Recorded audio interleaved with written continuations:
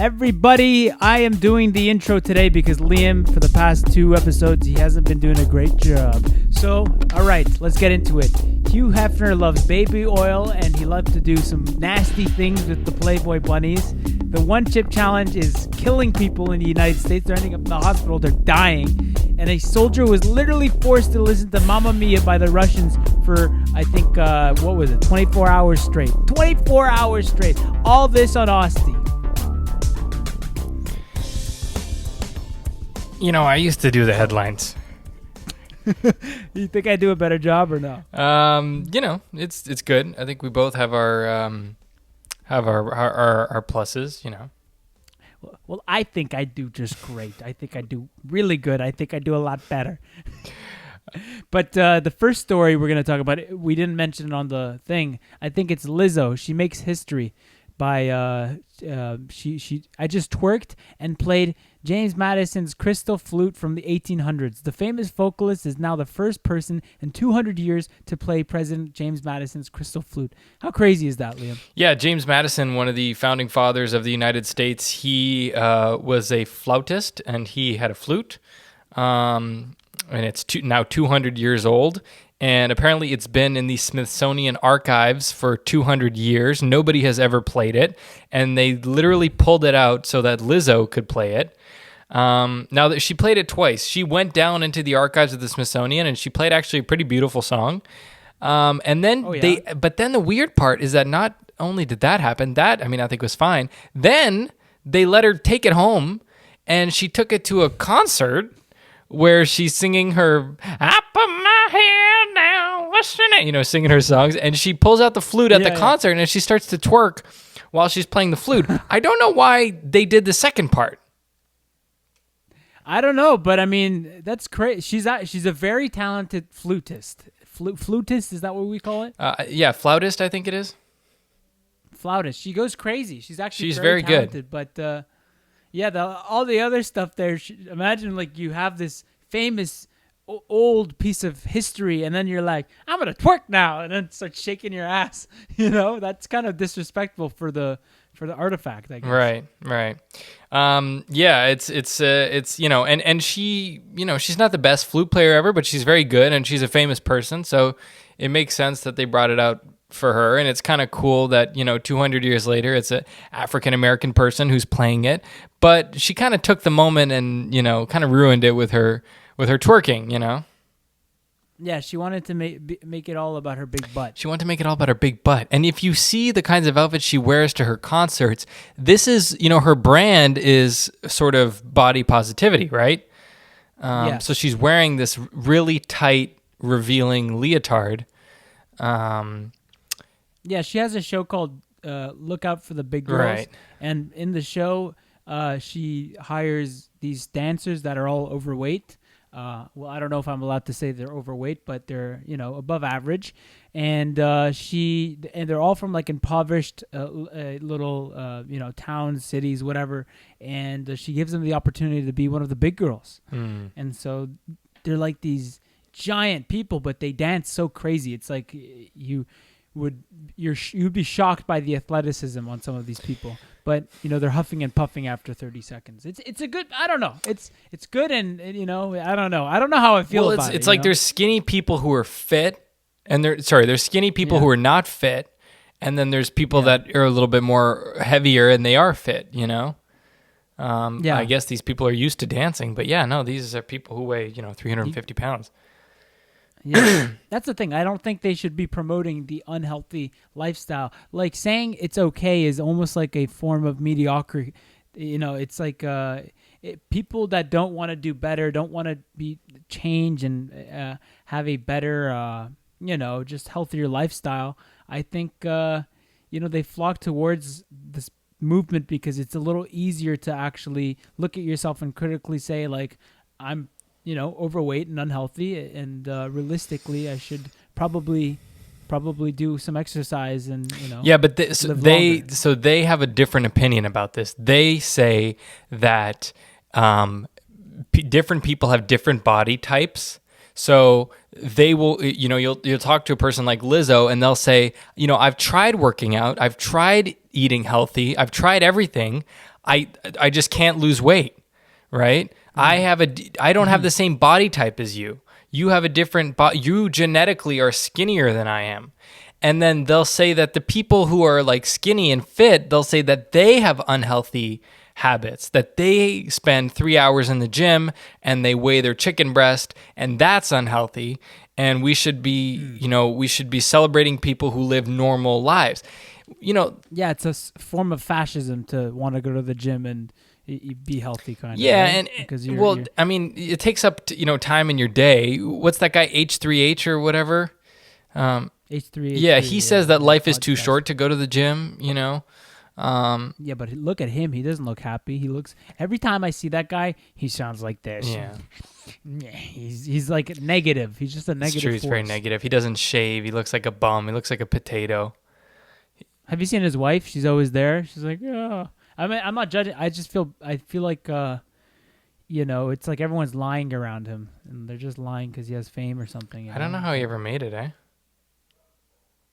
I don't know. The internet is a wild place. The Liver King is famous. But anyways, Lizzo, we love you. Keep playing that flute and keep twerking that ass. Yeah, I have another story that just came up. Breaking news. The Skims founder laid down the law while chatting with her sister, Kendall Jenner, ahead of their trip to Milan for the Prada fashion show. In Thursday's episode of Hulu's The Kardashians, Kardashian 41 made it very clear in the conversation that she wants to keep her custom jet pristine. When Kendall Jenner told her she was just going to get a quick spray tan before the flight, Kardashian reacted with hesitation. Quote, a spray tan before the flight? No, it's a 3-hour one, so I sit in it for 3 hours and then shower off, Jenner explained. But the makeup mogul wouldn't hear of it. Nothing that cream interior is too nice to risk staining. Have you seen the cashmere sheets? She said. You cannot get your spray tan on my cashmere seats. Kardashian continued, quote, let me know if you like any snacks because I have like waffles and a freezer, so like live it up on there. The Skims founder subsequently critiqued her, we're going to fucking Italy. We're not going to eat pasta before we go. So it sounds like, and then she jokes and she said, don't breathe, don't touch a thing. No shoes on the plane.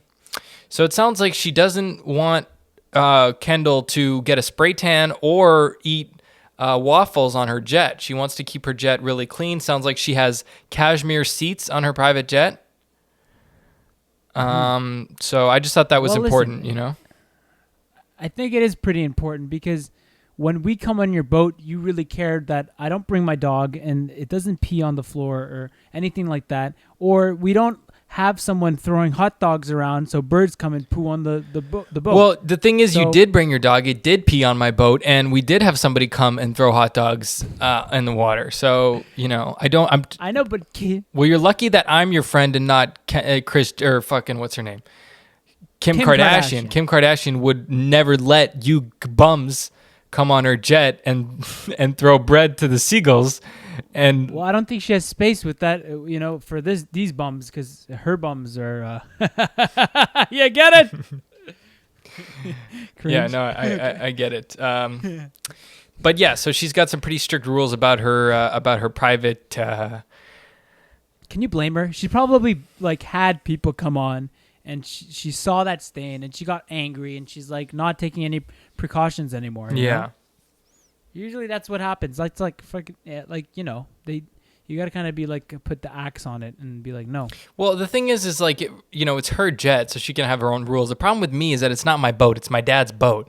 So I have these rules, and sometimes you look like you're being a hard ass kind of, but really it's that I'm not the one who's going to live with the consequences. I'm the one who's going to have to go with my tail between my legs and tell my dad, hey, Dad, sorry, but there's piss all over your boat. That's kind of a conversation I don't want to have. It's in everybody's best interest if we want to keep coming back to the boat to keep it clean. But in this case for her, why would you want to be a slave to your possessions? If I was wealthy like she was, if I was a billionaire and I had a private jet, I would not put cashmere seats in it so that I would be worried about everybody all the time. I would fucking... put leather seats and be like, yeah, don't worry, somebody will fucking clean it up. You know what I mean? Come on in. Mm-hmm. Throw your hot dogs on the floor. Do whatever you want. I guess so, right? I mean, like if you're that rich to that point, then you could do whatever you want. You know? Yeah. I always take care of my things, but my dad sort of taught me this, you don't want to be a slave to your things. It's fun to have a nice car and to keep it clean, but you don't want it to be the point where when you park it, you're like, oh, am I too close to that guy? Should I park farther? And don't care. Wipe your feet before you get in the car. And no, it's don't live. If it gets scratched, or yeah, you get scratched. You worry about it. You freak out. You're like, oh no, my car's scratched. And oh, Maron. yeah, that's the problem when you buy a brand new car. You want to keep it looking new, but you don't. Car is meant to be driven and is meant to be worn, and so. But other stories that you mentioned in your intro. The one chip challenge.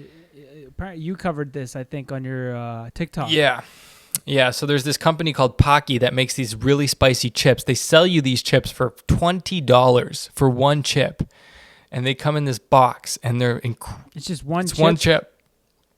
Why does it come in such a big box? I don't know. Maybe for to make you feel like you paid. It's good that you paid $20. I don't know. So people are going to the hospital for this. Yeah, because these chips are so spicy. They use the California Reaper pepper, which is like the hottest pepper, and you eat this chip, and it's just crazy spicy. And if somebody's not used to spice, then it can wreak havoc on their stomach. If somebody have a light stomach and they eat this chip, so kids are getting sent to the hospital from doing this one chip challenge. But what's the point of paying a lot of money to, feel like shit? Well, I mean, it's very, we did the hot ones challenge, right? Where we ate really spicy wings. The hottest wings that we ate, they're not very enjoyable. It's not fun. Yeah. You just sort of do it because it's like a challenge.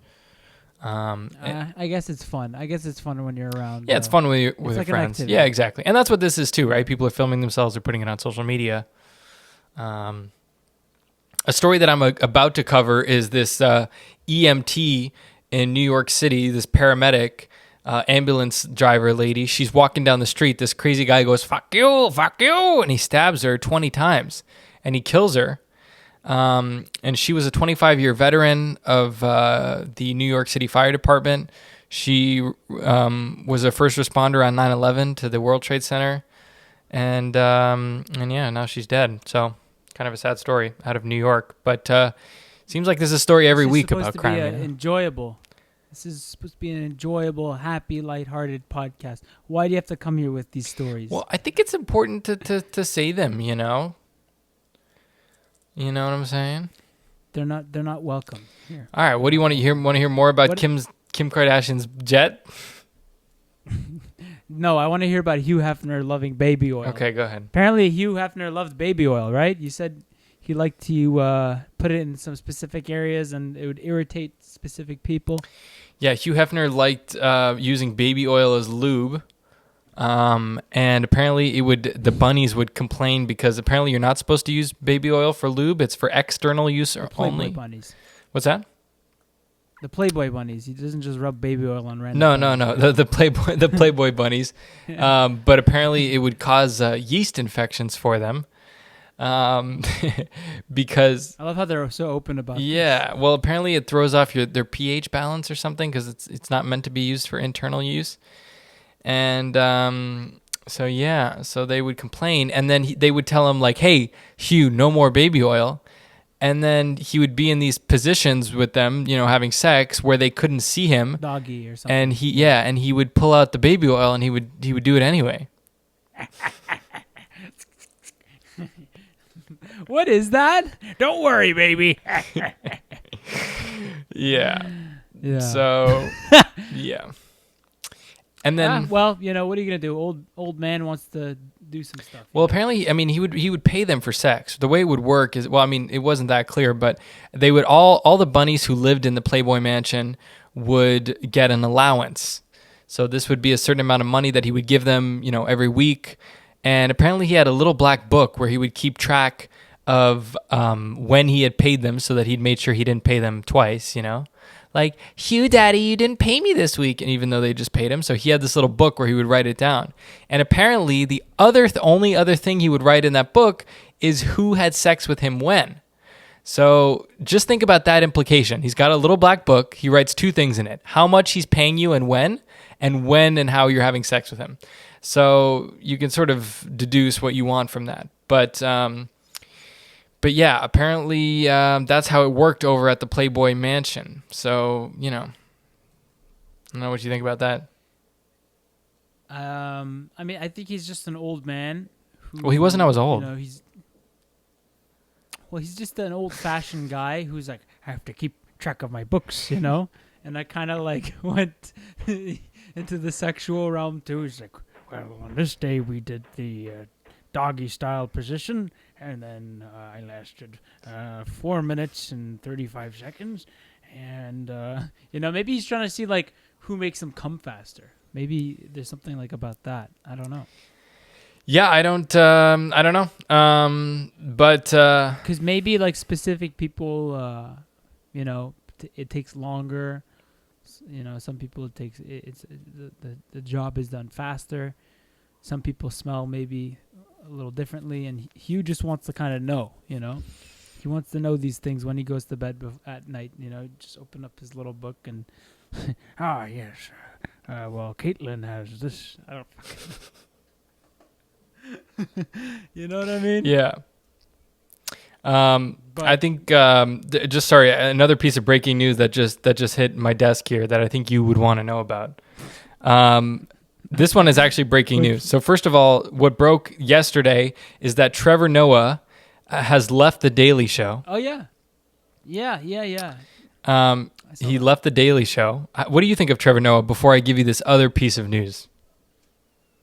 Well, I think he's not funny. I think, his whole humor was like, Donald Trump, am I right?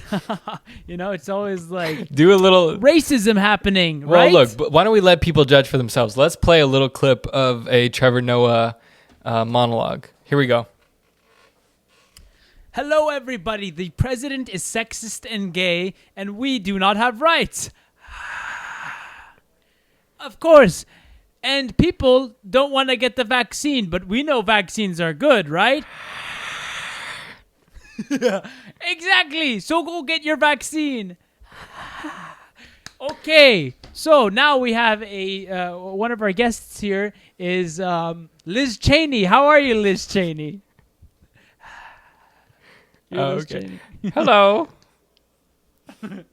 So, Liz, are you still down with the Republican Party? Well, yes, I'm a Republican. I'm down with them. Okay, so Donald Trump, right? Well, yes, I support President Trump. But no, you said you don't. Orange man bad. Oh, actually, I don't like him. No, you're right. And that's all, folks. Okay, well, that's okay. So that was a clip from his show. The other piece of news, Cheyenne, is that he is dating Dua Lipa. What? Yes, sir. Get the fuck out of here. Trevor Noah is dating Dua Lipa. So this is a guy who started off as a comedian in South Africa and moved to the United States. And very early on in his career, he was given this opportunity to host The Daily Show right after Jon Stewart. Jon Stewart, who was kind of an institution, really funny guy that a lot of people liked. And then they took a chance on Trevor Noah, and they gave him the show, and he's been doing that for the last 7 years. So after being handed that show, and now he's dating Dua Lipa. So it says here, the London-born pop star, 27, Dua Lipa, and the South African comedian, 38, were spotted Wednesday night sharing an intimate meal in New York City's East Village, which an insider tells us was a place of Noah's choosing. The informant says Dua Lipa was smitten on what was definitely a date, and the couple says that they're in the very early stages of getting to know each other. And then there's a picture of them kissing as they're leaving. Looks like they had a nice date together. So there you go. Yeah, well, what are you going to do? What are you going to do? He gets a good dinner at night, and we don't. What do I say? Okay. But yeah, so he's not going to be hosting a Daily Show. We don't know yet when his last show is going to be. We also don't know. We don't know what he's going to do next. He says he wants to go back to doing stand-up. He's coming to Toronto. I think he's supposed to be performing tonight, but I'm seeing Tim Dillon instead. Oh, you were going to go see him, but you couldn't because it was at the same time as. That's too bad. Yeah.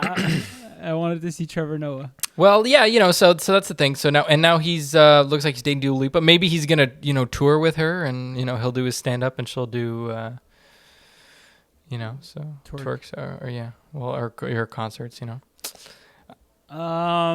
Yeah. So, so there's these methods happening of torture in Russia. Russia. They say Russia, and I say Russia's. We like him, we like him. But there's something going on in Russia with Abba.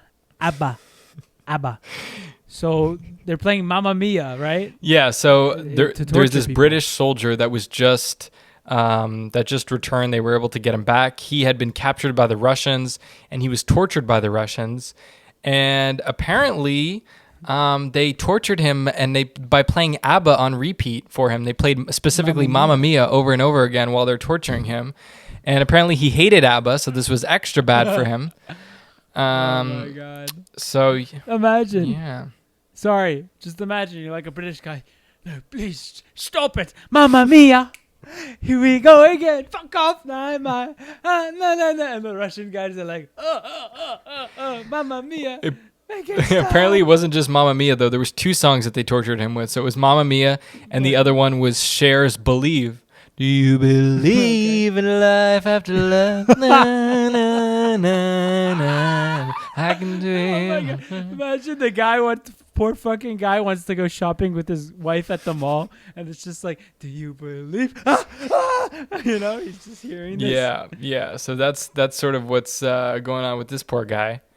Oh my God! Imagine like he's going to parties and like they have to make sure not to play any ABBA. Someone play some fucking ABBA. No, Mamma Mia. Here we go again. He like kills everybody in the fucking party. You have to get some sort of PTSD from hearing that. Yeah, I mean, I'm sure he's got some psychological effects from it of some kind. Yeah. But yeah, just a little quick word on the hurricane that was here, because we talked about it on Monday. I said that it was going to be bad. I said that people were going to die. The death toll is already at 21, but it's more likely to reach, somewhere around 100 when you saw the devastation. I'm sure people by now have seen the news. They've seen the pictures from Fort Myers. Originally, it was supposed to hit around Tampa, Sarasota area, and it actually ended up going more south, and it hit Fort Myers. So, and it totally decimated them. It hit land as a Category 4, but it was only 2 miles short. So the categories are measured by wind speed. It was only 2 miles per hour short of being a Category 5. So this was like a monster rager storm that destroyed a bunch of houses. It picked up boats and it threw them, miles inland. That sucks. The streets were flooded. There was, in some places, 18 feet of storm surge. So you can imagine, that's like water reaching the second story of most buildings. People's houses completely destroyed. When you have water... Any death tolls? What's that? Anyone die? Well, like I said, 21 people are dead, but it's likely to reach 100. So when you have damage like this, they're going to find bodies in buildings, and they haven't found all of them yet. So it's pretty bad over there. It's pretty bad. The media is already talking about how this is, because of climate change and stuff. And whether that's true or not, I don't know. It seems to be pretty soon to be speaking of that. But yeah, no, it was pretty nasty storm. Turned out to be very, very bad. Worse than I even thought it would be. Well, what I would say is a man is as unhappy as he convinced himself he is. So those people in Florida, if, they got affected by this, they should just remember that.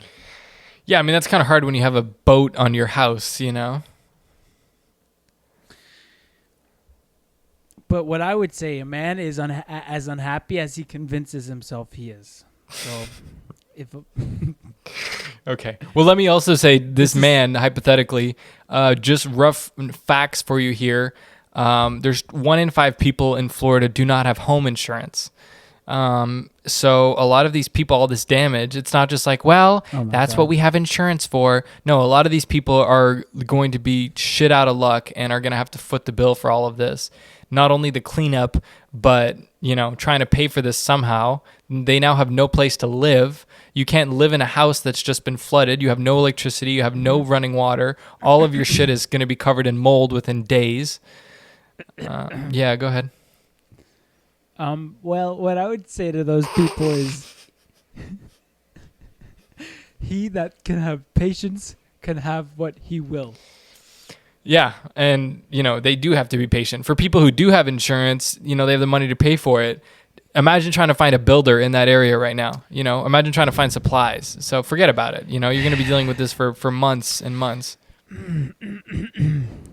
But what I would say to those people is that tragedy is not deep and sharp if it can be shared with a friend.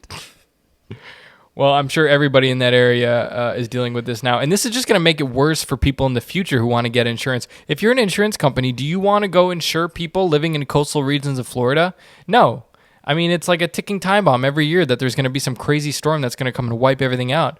So this goes for cars. This goes for every single one of those cars that you see underwater is destroyed, is completely destroyed and is going to need to be replaced. So think of the money this is going to cost. It's scary. Yeah, but I mean, happiness is not something ready-made. It comes from your own actions. Yeah, I mean, it's just kind of hard when your life gets destroyed. You know what I mean? Well, it's better to fight for something than to live for nothing.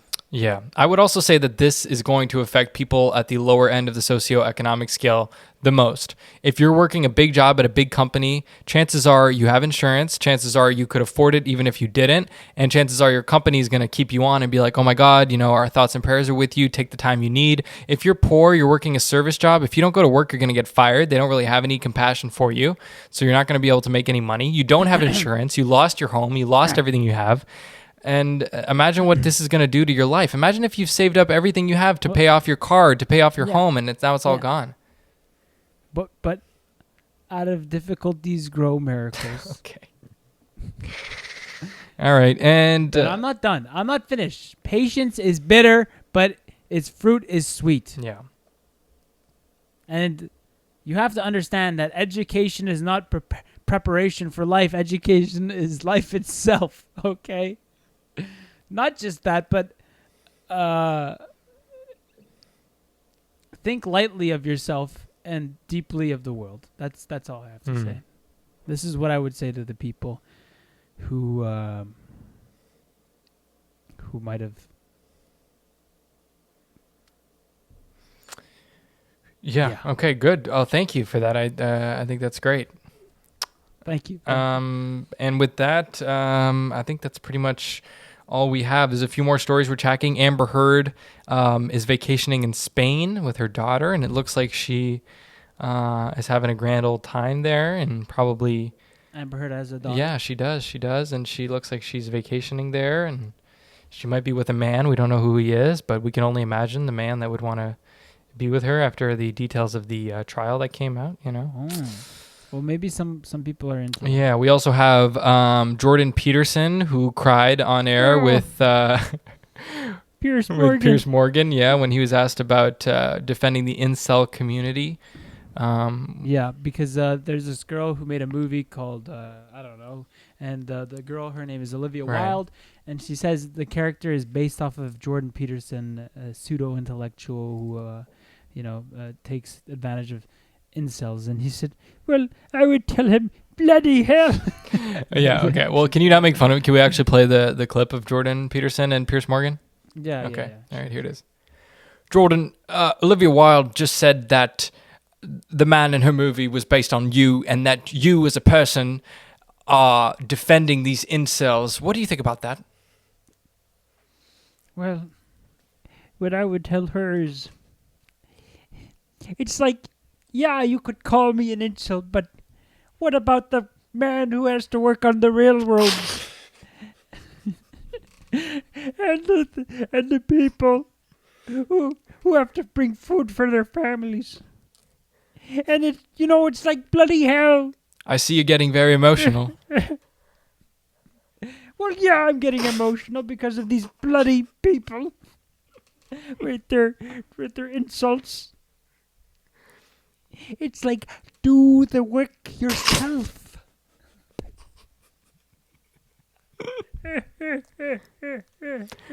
Jordan, thank you so much for being here. Thank you for having me. And you can buy the third edition of 12 Rules for Life and 12 Ways to Cry When You On Command. Yeah, dude, he should teach a masterclass of how to cry on command. Yeah. I think he's like, how can they hate me if I cry so much, you know? It's true. Well, it is interesting that she's attacking him for, like, you know, making a bad thing of masculinity. And meanwhile, like, and people are mocking him on social media for crying and stuff. Meanwhile, like, you know, that's one of the things men get a lot of heat for, that they're not allowed to cry. And he's showing his supposedly toxic masculine supporters that it's okay to cry when you're emotional. And he's shown that a lot. His feminine side. Well, okay, here's the thing with this lady. She, a lot of people on TikTok and Instagram and all these things, she's in a relationship with Harry Styles. Right. So she had, what's his name? Harry Styles star in her movie. And apparently people are saying that it looks like she's got like these Amber Heard-y kind of vibes. And if you look at her, just look up Olivia Wilde. She doesn't look like the nicest person. I don't know. It's just her face. She kind of looks like a person that doesn't look. She looks like this. She looks like she would bully Jordan Peterson. Give me all your lunch money, Jordan. Please don't stop it. Fuck you, Jordan. You fucking incel. Don't call me that, please. You know. And Harry Styles. I mean, the guy wears dresses all day. You know. Well, she's criticizing him for being the voice of the incel community. What is an incel? It's a guy who's sad because he can't get girls and his life isn't together and stuff. And, you know, what group of people out there who is struggling are we like kicking right now? That's what we're not supposed to be doing, you know? Yeah. So, no, he's a voice for these people. Why are we attacking him for that? I don't know. That's what he's sort of saying. And the people who like Jordan Peterson, you know, they're pretty successful people, like Cristiano Ronaldo. Just went to see him. Is he an incel? You know, or is he, you know, a very successful soccer player who, you know, most people would dream of being to that level. You know, it's impossible to get to that level without hard work and dedication. And it seems like he recognizes some of the stories, you know, some of these things that Jordan Peterson covers.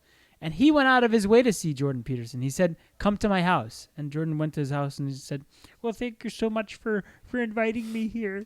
You don't understand the pain I'm going through right now with Olivia Wilde calling me an incel. Yeah, I mean, I wanted to have you here to say thank you. Thank you. Well, if you had a bloody ball that would call you something like this, then the bloody ball would tell you. It's like, yeah, but you know, that's the video. It's like he doesn't really speak English, so there's like a guy translating for him. Wait, you be Jordan Peterson, I'll be Cristiano Ronaldo. I don't do as good at Jordan as you, though. Hey, Jordan, I read the book. I like the book a lot. Well, thank you. 12 Rule is good book. Well, actually, when I wrote it, Cristiano, I was thinking about you. Wow, really amazing. Wow, cool. Yes. Yeah, I feel like we out-tapped that. Why do you write the book about me? Well, I just think that if all men could come together and play a sport like football, like you, that we'd all be in a better place. Okay. Oh, yes, yeah. And I'm from Calgary. Oh, Calgary. Incel King. Oh, Incel King. Okay. What is that about incel I hear? Oh, nothing. What the bloody hell did you call me? No. He's just making a hook. He's making a hook. I don't think they say hook. I don't know. Joke, you know, they say ja. Yeah, they say ja. All right. Okay, yeah, we gotta go. We gotta go. Thank you for listening to the podcast. We'll see you next week.